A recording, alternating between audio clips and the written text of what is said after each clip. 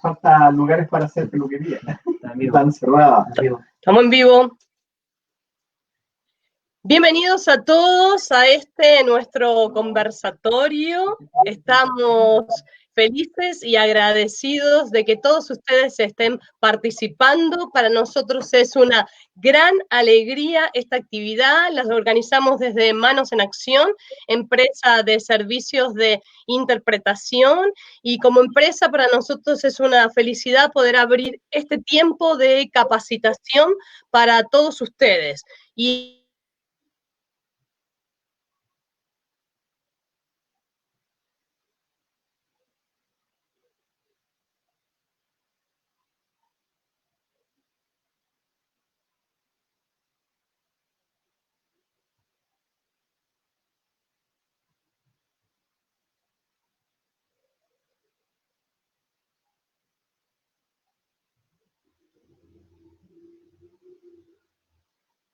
Famularo.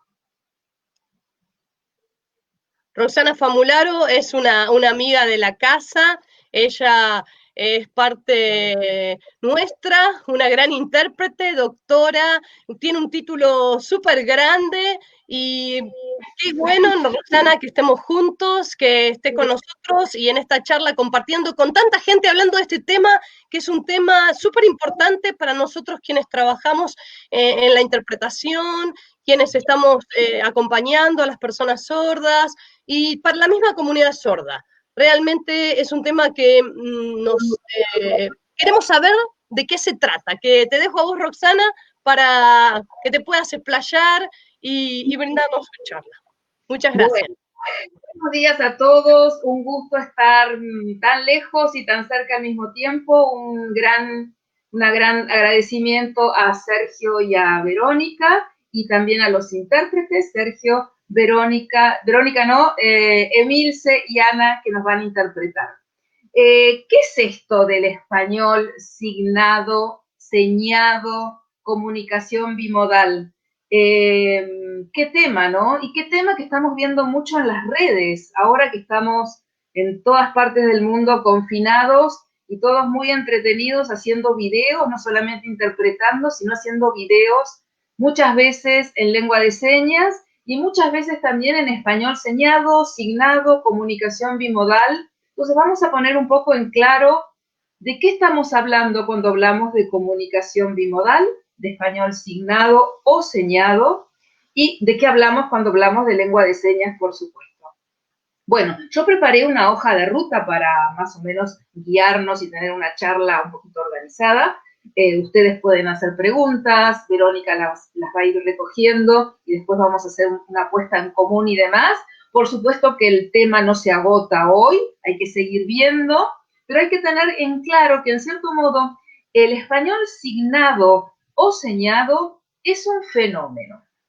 Entonces vamos a empezar poniéndonos de acuerdo en qué es un fenómeno, cuáles son las características del fenómeno del español signado, cuáles son las circunstancias de aparición de este fenómeno, cuál sería el rol o lo que ocupa el español signado y la lengua de señas, y si en cierto modo hay un versus español signado por un lado y lengua de señas por el otro.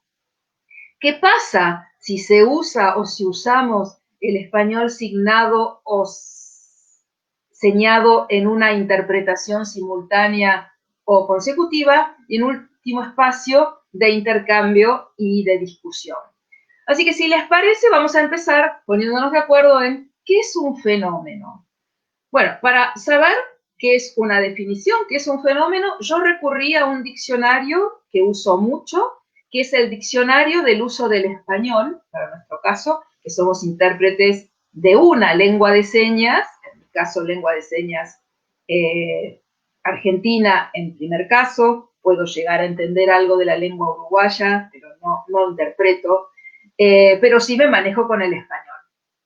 Entonces recurrí a un diccionario, como les decía, que a mí me gusta mucho, que es el de María Moliner. Los invito a que lo busquen, es un excelente recurso para los intérpretes y los traductores del español. María Moliner era una española que hace un diccionario de los usos del español, porque eso es lo interesante. ¿Cómo se usan las palabras? No lo que las palabras quieren decir, sino cómo se usan, o sea, la lengua en uso. Según entonces María Moliner, hay distintas acepciones. O sea, la primera es, el fenómeno es apariencia, es algo que aparece, es lo que se percibe a través de los sentidos. Yo veo un fenómeno, o sea, simplemente lo veo. Por supuesto que es lo que vamos a hacer nosotros, lo vemos y lo vamos a describir. Y por otro lado, otra de las acepciones para María Moliner, fenómeno es cualquier manifestación o actividad que se produce, por ejemplo, en la naturaleza. Un fenómeno físico. Y eso nos va a quedar muy claro cuando hagamos un ejemplo de un fenómeno, por ejemplo, atmosférico. Y la tercera acepción de fenómeno, a mí me gusta mucho, porque también se dice que un fenómeno es algo que se considera monstruoso, que nos muestra algo fuera de lo común, por un tamaño excesivo, incluso por su fealdad, algo que es anormal. Entonces, acá es interesante porque vamos a ver hasta qué punto esto del español signado es un fenómeno que aparece, porque aparece, pero que también tiene algo de anormal. Y vamos a ver cuál es la anormalidad de este fenómeno. Entonces, ¿qué hacemos con un fenómeno en general? Si somos no científicos, pero medianamente tenemos una actitud científica, observamos el fenómeno. No decimos que está bien, que está mal, simplemente lo observamos. Por ejemplo, un fenómeno meteorológico es la lluvia, el viento, el granizo. El granizo, por ejemplo, es un fenómeno que se produce porque son gotitas de agua que se van congelando, que se van agrupando en una gran nube. Esa nube, porque tiene viento y porque tiene energía, va subiendo, esas gotitas de agua se van agrupando, cada vez más grandes, eso hace que la nube tenga un gran peso y ¡pum!, se cae granizo. Y ese es un fenómeno. ¿Podemos decir nosotros a simple vista y viendo eso, el granizo está bien, el granizo está mal? El granizo es un fenómeno, ocurre. Ahora, si yo estoy debajo, me cae una piedra de granizo, obviamente le voy a atribuir a ese granizo alguna cualidad buena o mala. De la misma forma, si yo estaciono un coche recién sacado del taller, me abolla el parabrisas o me rompe el parabrisas, voy a decir que ese granizo fue bueno o malo. Pero en sí, el fenómeno es algo que ocurre. Y también existen los fenómenos lingüísticos. ¿Qué serían los fenómenos lingüísticos? Son aquellos que rompen con el uso, y vuelvo a la palabra uso, al uso estándar normal del lenguaje. Y se acuerdan que hace un rato estábamos diciendo que era normal, anormal. Entonces, por eso también hay algo que sale fuera de lo común. Por ejemplo, son fenómenos lingüísticos, cambios de pronunciación, o, por ejemplo, interferencias lingüísticas que estamos acostumbrados a ver y a observar, e incluso nosotros mismos a producir esos fenómenos lingüísticos. Nosotros vamos a observar entonces lo que nos interesa en esta charla, en este conservatorio, que es el español señado. Entonces voy a observar, por un lado, el español señado, o signado, o comunicación bimodal. Por otro lado, voy a observar al español, y por otro lado, voy a observar a la lengua de señas, cada uno desde su lugar de origen. Lengua de señas chilena, lengua de señas argentina, lengua de señas uruguaya, y así todas las lenguas de señas que existen. Tengo entonces tres objetos para observar. Y, por supuesto, que me voy a concentrar en esto del español señado. Entonces, ¿qué es esto? Español señado signado, como es la denominación que se usa, y vuelvo a uso, que se usa en Chile, que es la que nos ofrece esta charla hoy. Nos preguntamos, ¿este fenómeno de español señado aparece solamente en lenguas de señas? ¿Sí? ¿No? ¿Qué les parece? Dijimos que era un fenómeno lingüístico, entonces, si la lengua de señas es una lengua, pero no es la única, seguramente, y de hecho sí, se observan este tipo de fenómenos en otras lenguas. Un ejemplo, dos ejemplos les voy a dar. Un ejemplo es lo que se llama el Spanglish. El Spanglish es un término que junta inglés y español, pero un español que no es español, sino que es Spanglish. ¿Qué es? Es una lengua que está en contacto cuando se usa inglés y español. Otro fenómeno lingüístico también sería, pero eso un poco para quienes enseñan, porque no es directamente en un lugar situado, por ejemplo, el frañol. El frañol es una mezcla de francés y español. Ahora bien, cuando observamos este fenómeno, algunos consideran, por ejemplo, al Spanglish como una variedad lingüística. Es una variedad. ¿Y qué observamos en esta mezcla, en esta variedad? Que es mezcla seguro. Vemos que hay, más que nada, componentes léxicos y morfológicos de una de las dos lenguas. Se van mezclando y observamos, y solamente alguien que conoce o que puede darse cuenta que están las dos lenguas simultáneamente en uso, se da cuenta que esta es otra lengua o es otro uso. No me atrevería a llamarla lengua, pero sí una variante lingüística como la usan. Por ejemplo, en el caso de Spanglish, concretamente las están usando los hispanos parlantes en Estados Unidos, en un territorio. Siempre se da en algún lado y siempre se da a través de alguien, de una comunidad, que vamos a verlo después, no solamente una comunidad lingüística, sino que después vamos a ver puede ser una comunidad profesional. Todos los que estudian lenguas y usos de la lengua, y los que después formamos a gente en lenguas, nos damos cuenta que se trata de un fenómeno complejo. Concretamente, hay un término que se llama code, está en inglés, code switching, que sería una mezcla de códigos. Hay dos códigos lingüísticos que se mezclan.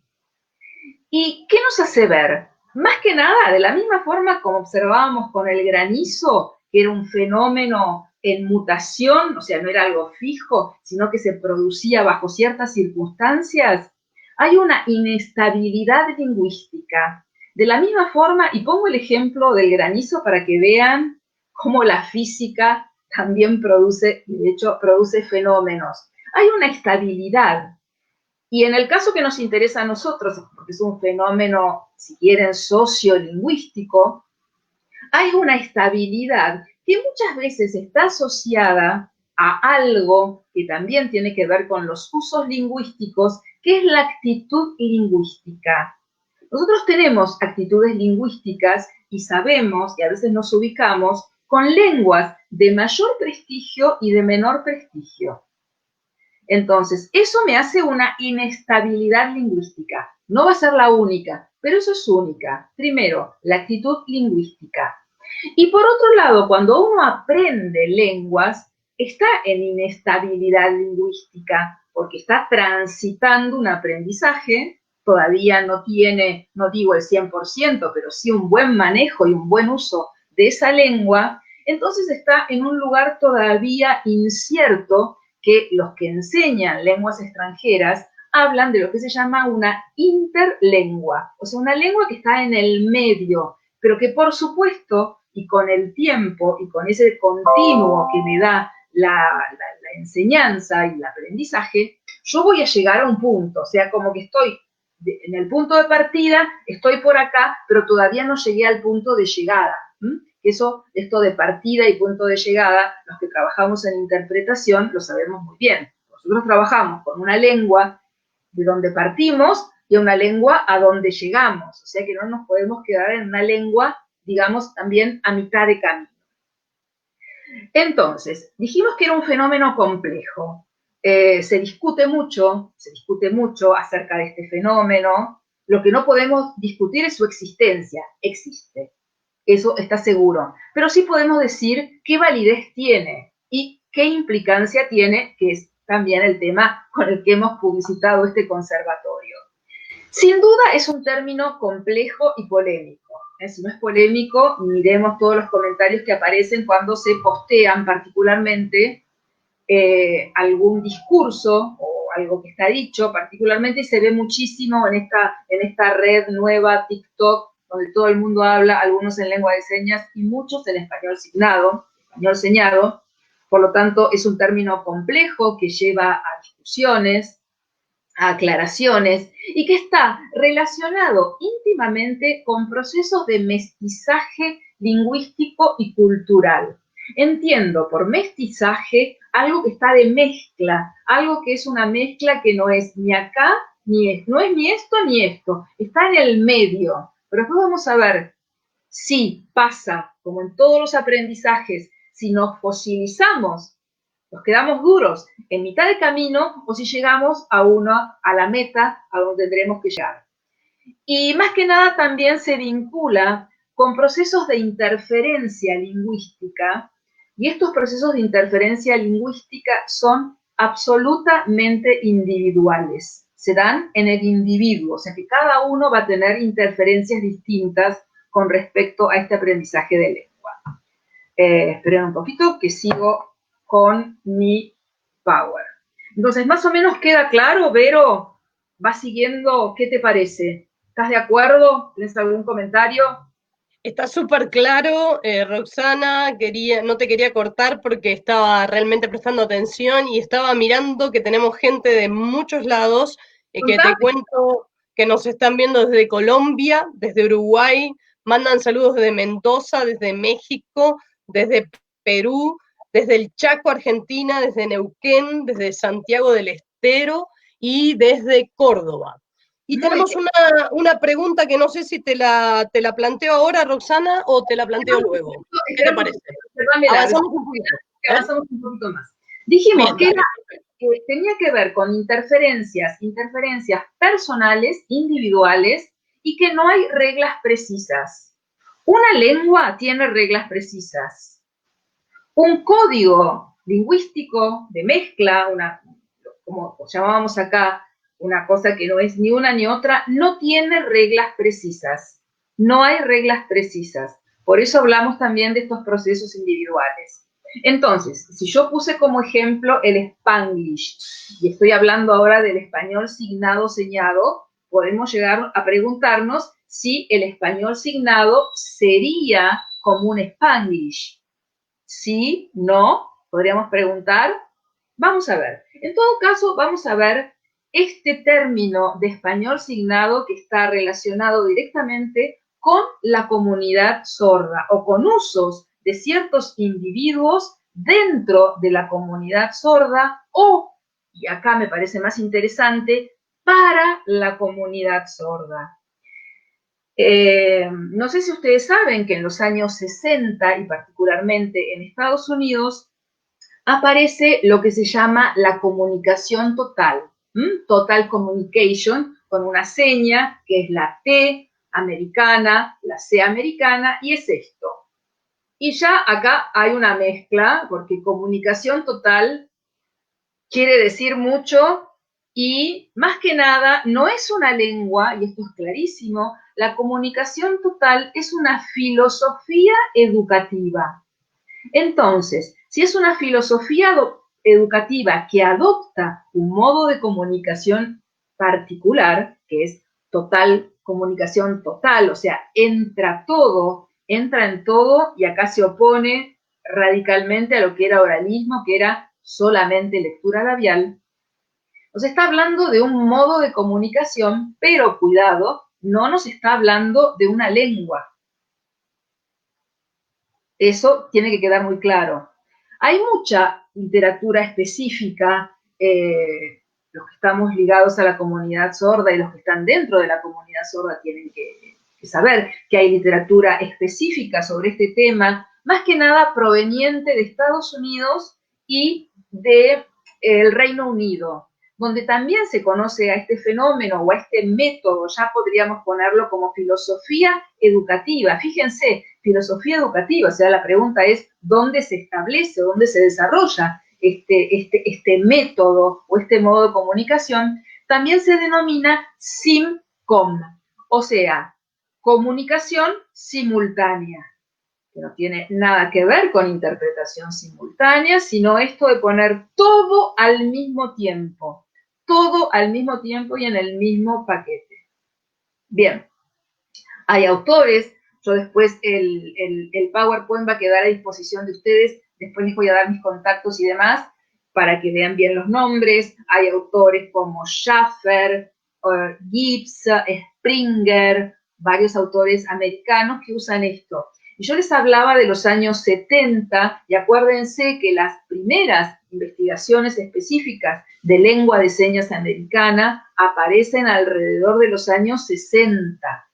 A los años 60 estaban observando a la lengua de señas, estaban estableciendo cuáles eran los criterios de análisis de esta lengua, o sea que ven esto y lo incorporan a este modo de comunicación que se llama comunicación total.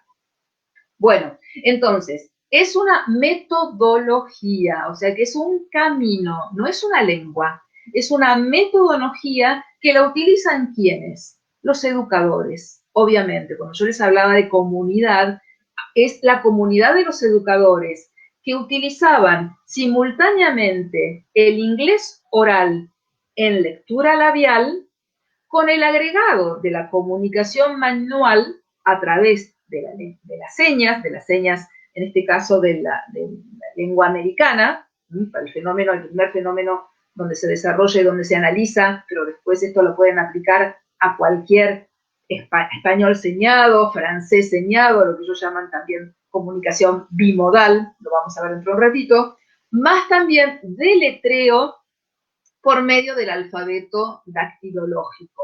Entonces, todo eso se usaba con una intención precisa, que ¿cuál era? Estamos en un medio educativo donde había que facilitar la comunicación en un contexto escolar. Hay varios términos, yo encontré varios términos o varias definiciones de comunicación, y hay una que encontré que me gustaría que la tengamos presente, que es, por supuesto, comunicación total va a tomar, por un lado, el habla signada, otro de los términos, habla signada, o sea, lectura labial más seña más deletreo, pero orden de la lengua señada, o sea, orden de la lengua oral que está en los labios. O sea, yo voy a tener la sintaxis, si quieren, del español y voy a ir agregándole cosas a esa sintaxis del español. Si quieren, para decirlo de otra forma, estoy ilustrando al español, pero sigue siendo español. Entonces, por un lado, esto de la lectura labial, de la comunicación simultánea, y se dice que estamos usando simultáneamente dos códigos simultáneamente, y acá hay una frase que me parece bastante interesante, que es, la utilizan los instructores cuando se están comunicando o están informando al sujeto del tratamiento. Entonces, esta palabra tratamiento a mí me llama la atención porque me hace pensar en un paradigma médico.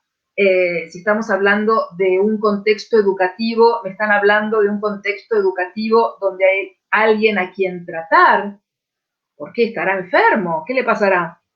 Y eso entonces me va a dar una situación particular para este uso de la comunicación total. Por otro lado, también se habla de comunicación total, de lenguaje signado o lengua signada y de un sistema bimodal. Dos modalidades que se presentan simultáneamente. Volvemos, lectura oral en los labios, acompañada de algunas señas o signos según el lugar donde ustedes viven y se refieren a estos términos signos o señas.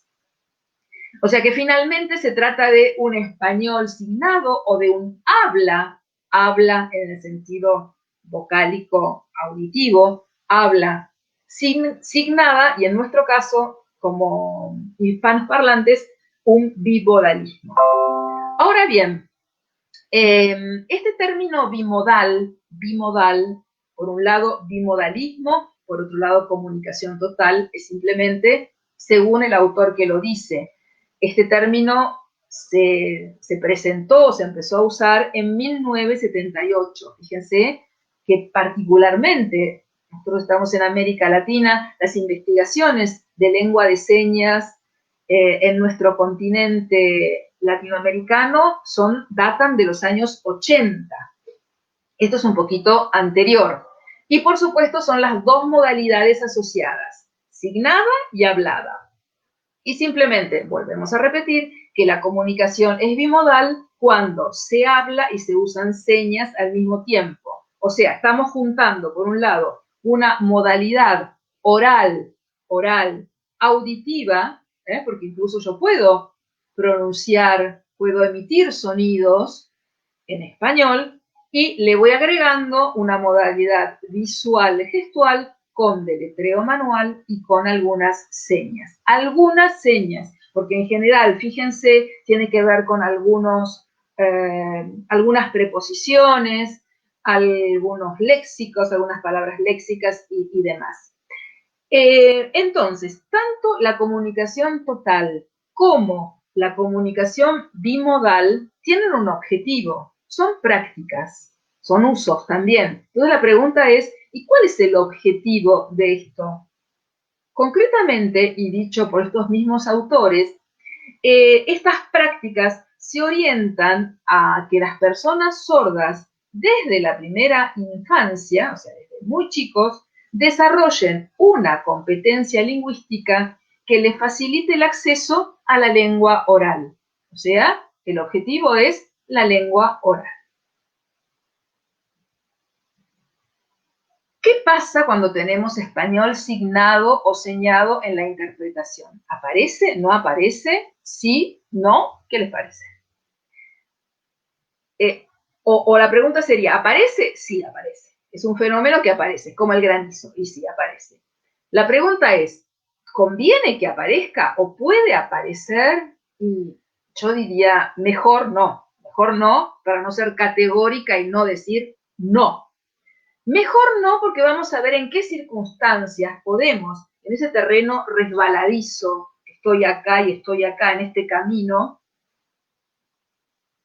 espero que cambie el intérprete, ahí está, entonces, es un terreno resbaladizo y es lo que muchos autores también llaman como un continuo, porque cuanto más señas haga, cuanta más sintaxis de lengua de señas haga, más lejos voy a estar del español, más cerca de la lengua de señas, y cuanto más preposiciones del español use, cuanto más marcas de plural en los labios y no por señas, cuanto más signos direccionales use, por ejemplo, me contagiaron, te voy a contagiar, no está casi, no está en la seña, te voy a contagiar, me vas a contagiar, ya estoy más cerca de la lengua de señas que del español, queda claro, pero en los labios sigue estando español, pero ya estoy usando cosas que son de la lengua de señas, ¿se dan cuenta?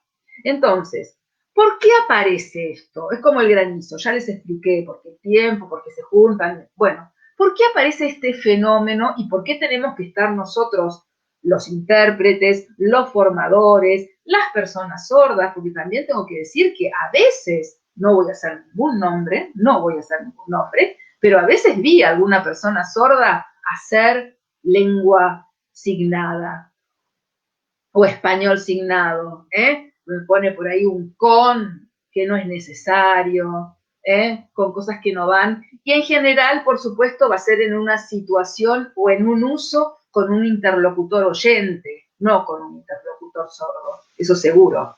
Bueno, entonces, ¿cuándo estas particularidades aparecen? ¿En qué usos y con qué personas?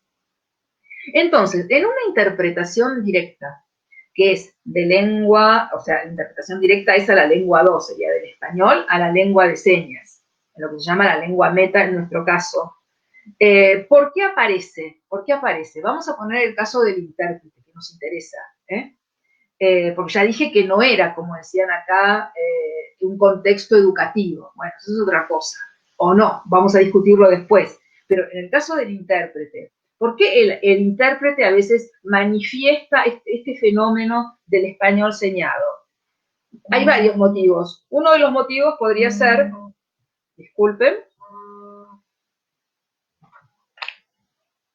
uno de los motivos es que el intérprete, por ejemplo, está en este estadio de interlengua, del que estábamos hablando antes. Todavía no sabe muy bien lengua de señas, todavía no se enteró que contagiar es yo te contagio, vos, o yo te digo, vos me decís, o sea que hay verbos direccionales en la lengua de señas, o no se enteró, vamos a ver. Entonces está en ese estadio de interlengua. Un caso grave, pero lo puedo poner, desconoce la gramática de lengua de señas, quizás porque aprendió la lengua de señas a través de listas de palabras y no la lengua de señas en uso. Eso es cómo uno aprende una lengua. Yo aprendo a través de listas de palabras, no la aprendo a través del uso, va a ser un poco difícil darme cuenta cómo se usa una lengua. También puede pasar que el intérprete desconoce la temática, entonces se le dificulta lo que en interpretación se llama la reformulación, decir lo mismo en otra lengua, en este caso la lengua de señas.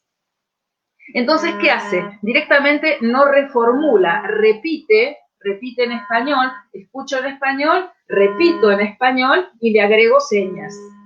Y yo creo que con eso la otra persona me entiende.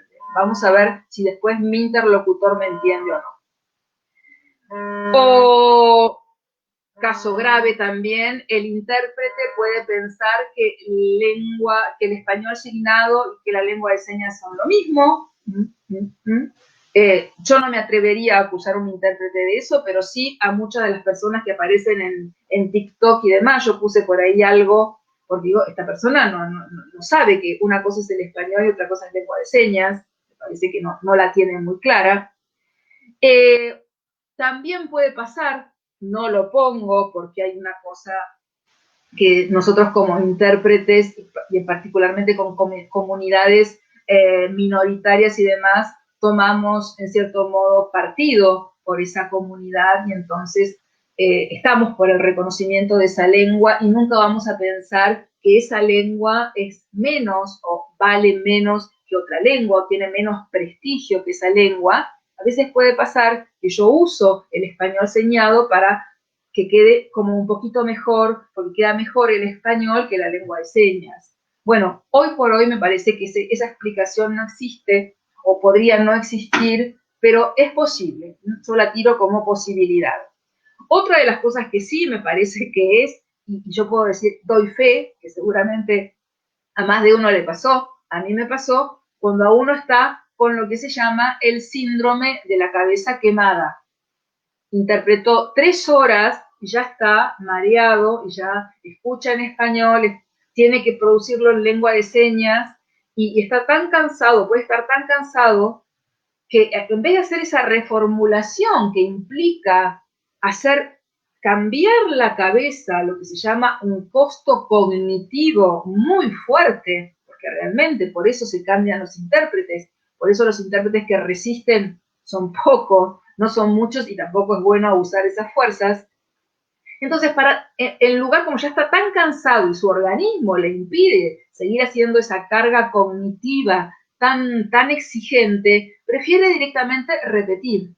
Cuando repetir, simplemente no hay que procesar mucho, hay que escuchar y repetir. Ese puede ser también, y nosotros nos damos cuenta cuando trabajamos en equipo, cuando ya el intérprete en cierto modo está patinando, no solamente porque le faltan señas, sino porque está haciendo estructuras que no son de la lengua de señas y uno se da cuenta que eso no es de la lengua de señas. Por supuesto que acá, si esto es de uso, yo uso el español signado, la interpretación en lengua de señas y demás para otra persona, conviene preguntarle a ese consumidor de este servicio qué opina del español señado o del español signado. Yo recogí un testimonio de una persona sorda ¿qué dijo? Y está en un artículo escrito, o sea que hay una bibliografía, consta en una bibliografía, que dice: cuando hablamos oralmente y usamos al mismo tiempo señas, no estamos usando la verdadera lengua de señas. Es una mezcla, o sea, lo que venimos diciendo.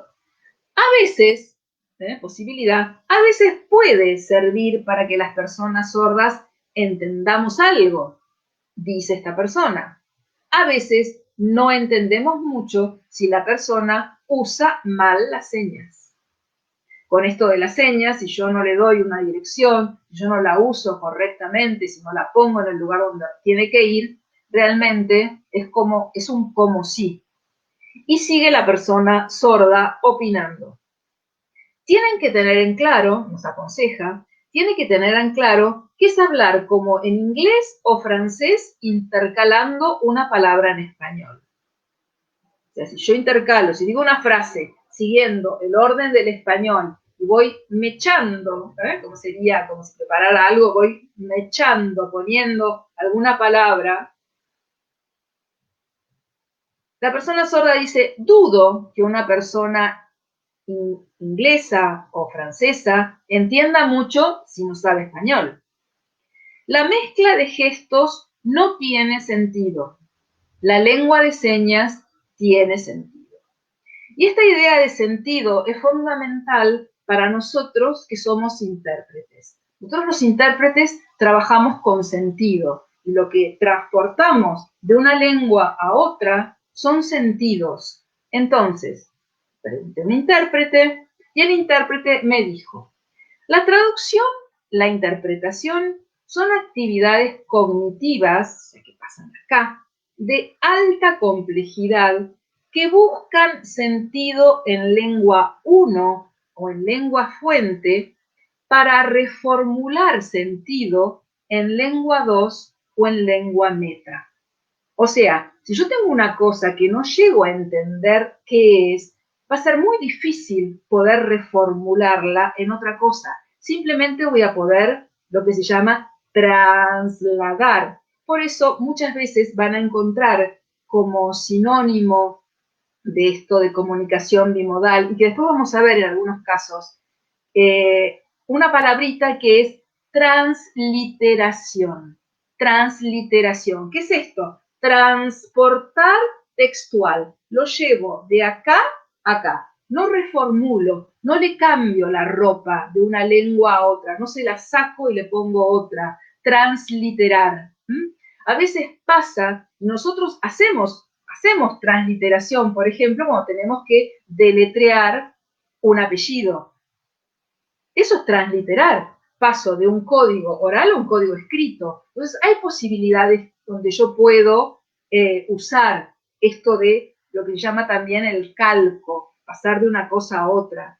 Pero yo no puedo pasar de una lengua el mismo sentido simplemente pasándolo a otro lado, por ejemplo, en un idioma, hablando español, con un acento francés. Eso no es francés.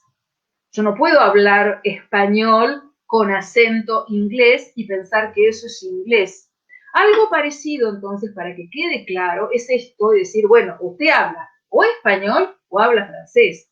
Por supuesto que puedo hablar esa mezcla extraña que de hecho es un fenómeno y ocurre.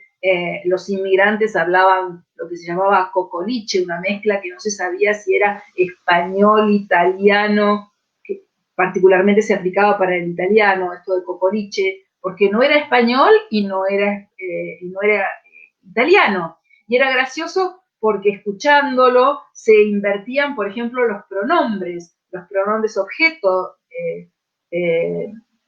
porque en una lengua van de esta forma y en otra lengua van de otra. Entonces, cuando uno se posiciona en una o en otra lengua, dice, ah, no, eso no es, eso parece que es, pero no es. Esta idea de parecer y no ser. Bueno, uno tiene que elegir, ¿no?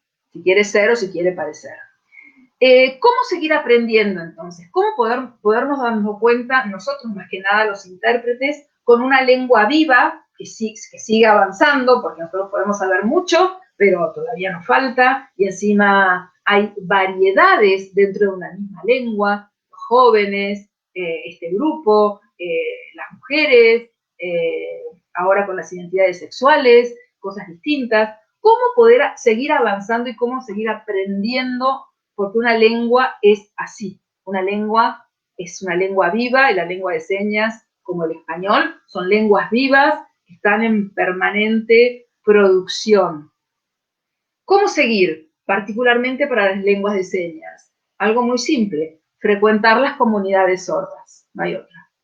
Frecuentar las comunidades sordas, ir a los clubes, estar con ellos, participar en actividades. Hoy por hoy realmente hay una explosión de festivales para hacer, etcétera, etcétera. Asistir y participar en talleres, jornadas, congresos de especialidad por todos lados. Ustedes me van a decir, sí, muy lindo, Rosana, pero no sé si te enteraste que estamos todos en casa. Muy bien, tenemos a un gran amigo que es Internet, acá estamos. Internet realmente ofrece una actividad, ofrece, muestra estos fenómenos de lenguas para seguir aprendiendo, y en todo, no solamente en lengua de señas, en español, en prácticas de traducción, en temáticas específicas, Facebook, Instagram, Twitter, lo que quieran, Telegram, lo que quieran, Facebook, lo que quieran, sobre todas, no sé, las que vengan, cada vez más. ¿Cómo seguir aprendiendo también? Por supuesto que en comunidad no solo en la comunidad sorda, sino en comunidad de pares. Intercambio con colegas, intercambio con intérpretes de lengua de señas y también intérpretes de otras lenguas.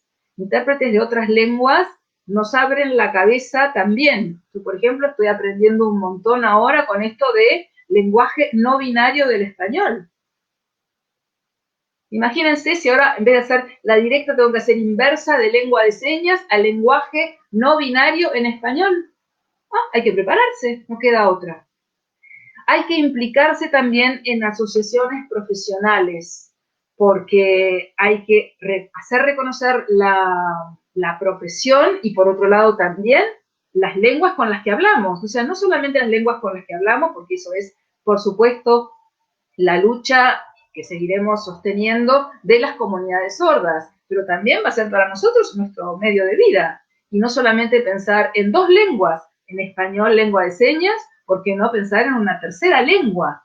Una tercera lengua. Los intérpretes en general y los traductores trabajan con 2 o 3 lenguas de trabajo, con lo que se llama la lengua A, la lengua B y una lengua C. Y de hecho les comento que también muchos intérpretes de lenguas extranjeras están trabajando con lengua C, posiblemente una lengua de señas. ¿Por qué no? ¿Por qué no? La capacidad de aprender una lengua, o sea, nuestra capacidad de lenguaje es realmente infinita. Entonces, aprovechémosla. Por otro lado, también compra, vamos a tener que invertir, hay que invertir, o sea, no todo es gratis como esta charla, hay que invertir, hay que prestar, hay que hacer circular bibliografía de especialidad, temática, lo que sea, o sea, todo lo que hace un buen profesional para formarse, reciclarse, actualizarse, no solo en una lengua, sino en un mínimo de 2 lenguas. Bibliotecas en red. Gran novedad en esta época. Nosotros cuando empezamos, años 70, imagínense, no había nada, no había internet es del año 2000, o sea que todo esto es nuevo. Bibliotecas en red absolutamente fantásticas y con una comunidad científica que realmente comparte las cosas. Y hablando de compartir, tengo la alegría de compartir la biblioteca virtual de la Universidad de la República de Uruguay, donde yo trabajé, donde fue una experiencia fantástica y donde tuve la suerte de publicar varios artículos y 2 ediciones de Despejar.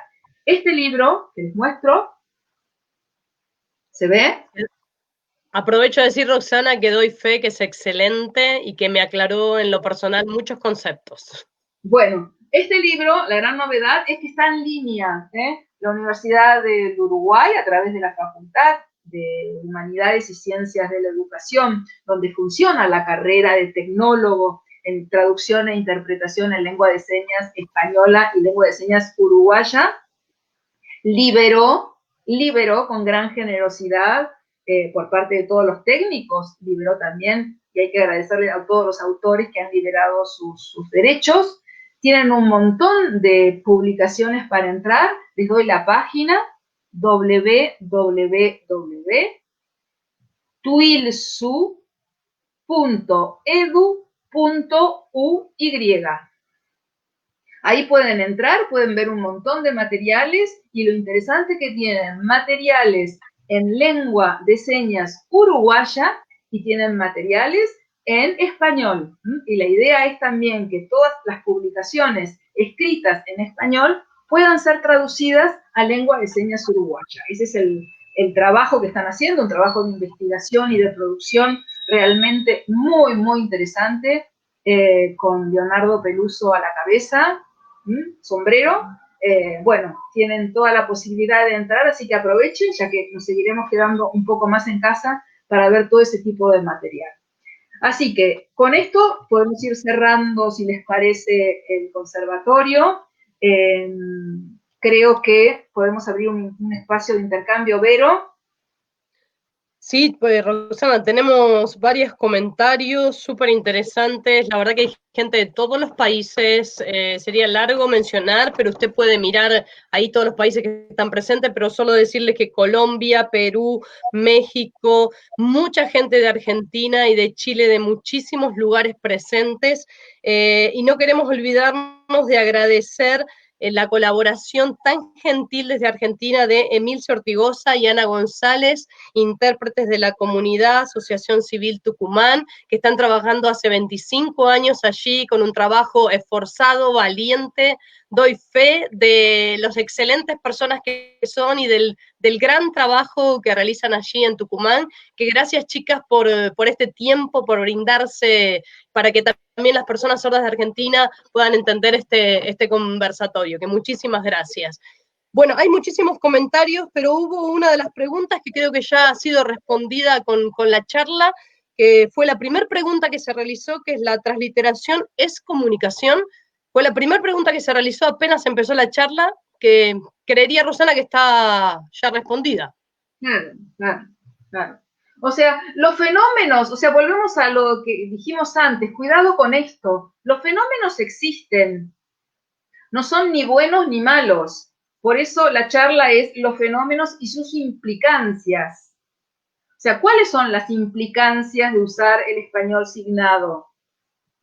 O sea, ¿qué pasa? O en un contexto educativo, que no es el caso y no nos vamos a explayar, pero sí que pasa en un contexto de interpretación. Exactamente. Tomo una de las preguntas que dice, ¿la comunicación bimodal cumple o no cumple su objetivo? Si la comunicación bimodal, que en general se da en un contexto educativo, habría que ver la evaluación educativa de proceso y de término. Ok. Hay muchísimos testimonios de personas sordas que están escribiendo y nos alegra muchísimo que estén participando.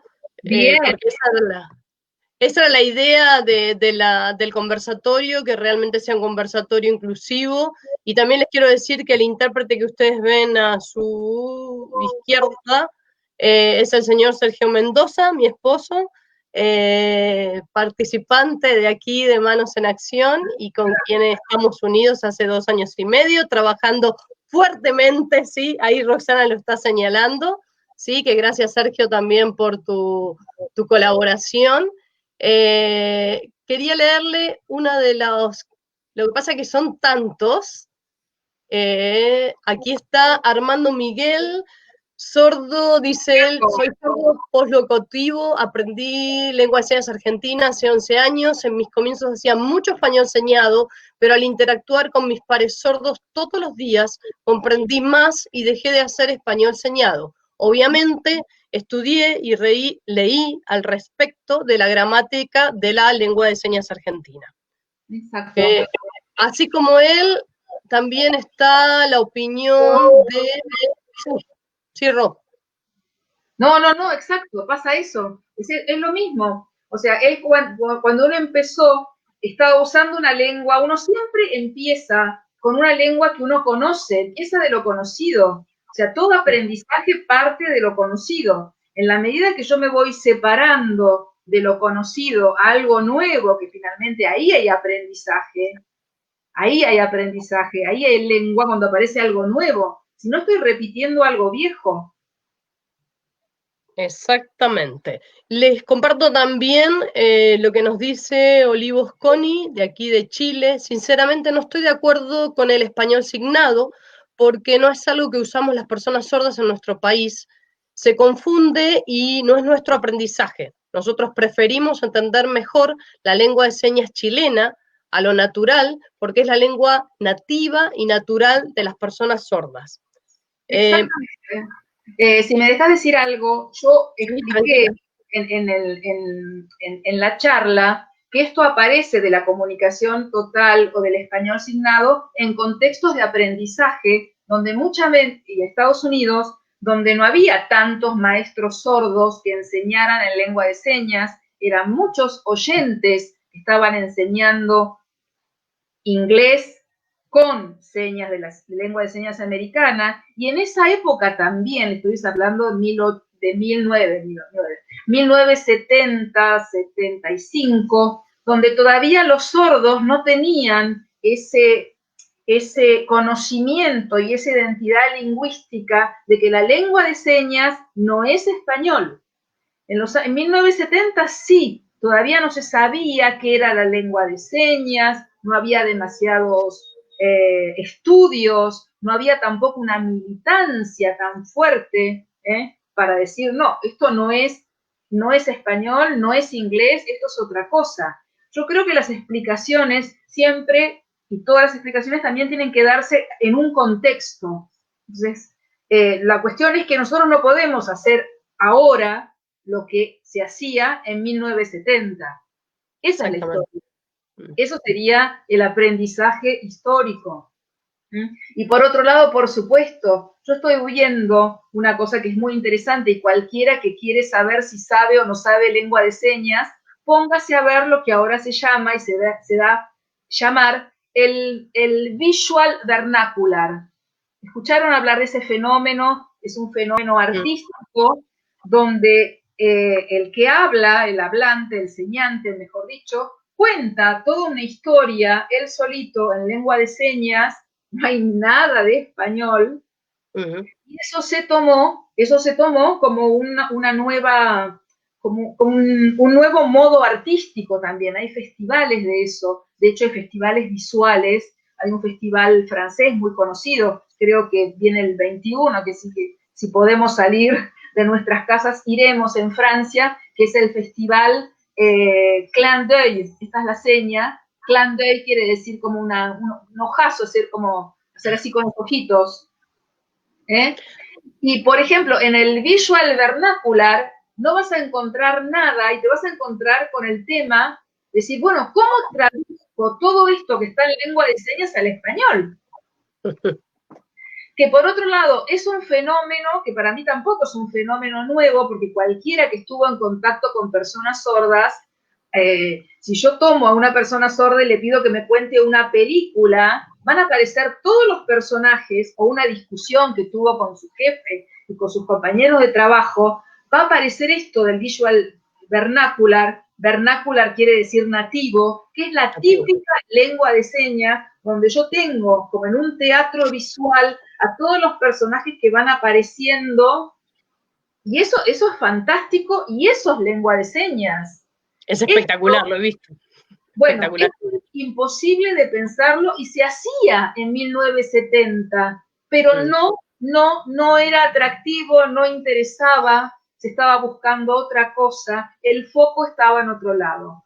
Hoy el foco cambió y eso es lo que a nosotros nos sirve para más o menos organizarnos. Así que sí, estoy de acuerdo.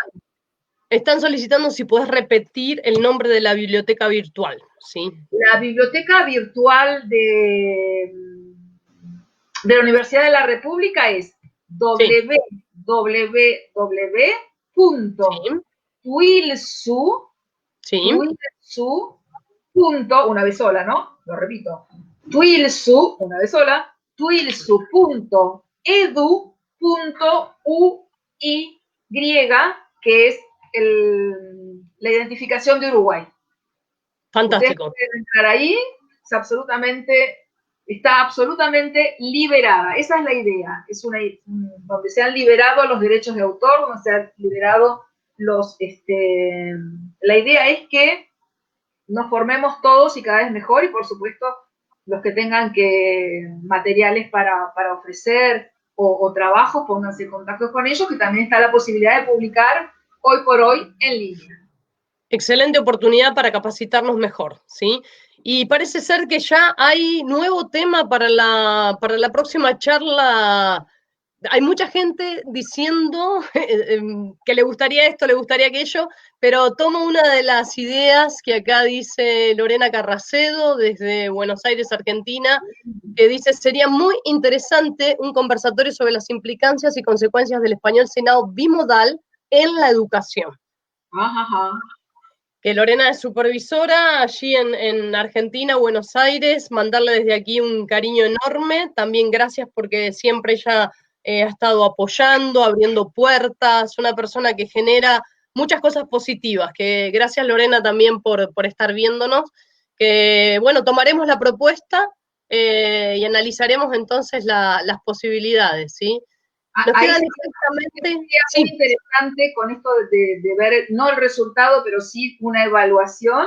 ¿Qué opinan? Y por ejemplo, ya que está Armando también de Chaco, ¿qué opinan las personas cuando uno ofrece o da una lengua que es una media lengua? O sea, si yo enseño francés en un francés que no es francés, que es un medio francés o un francés pedagógico, no voy a poder esperar que mis alumnos después sean hablantes competentes en francés.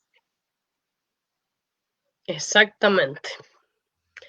Bien, nos queda exactamente un minuto y lo último que quiero aprovechar a decir es gracias, Roxana, por tanto. ¿Sí? No, Roxana es una amiga, realmente es una persona dadivosa con el conocimiento, que quienes están ahí, están en línea, hacemos un aplauso gigante para Roxana. Gracias, Roxana, por todo lo que brindaste, nos diste, por aclararnos tanto, y gracias por tu tiempo. Y agradecemos a toda la gente que ha estado presente en este conversatorio y les decimos chau, hasta pronto, contáctense con Manos en Acción, en 15 días tendremos otro conversatorio. Muchísimas gracias a todos.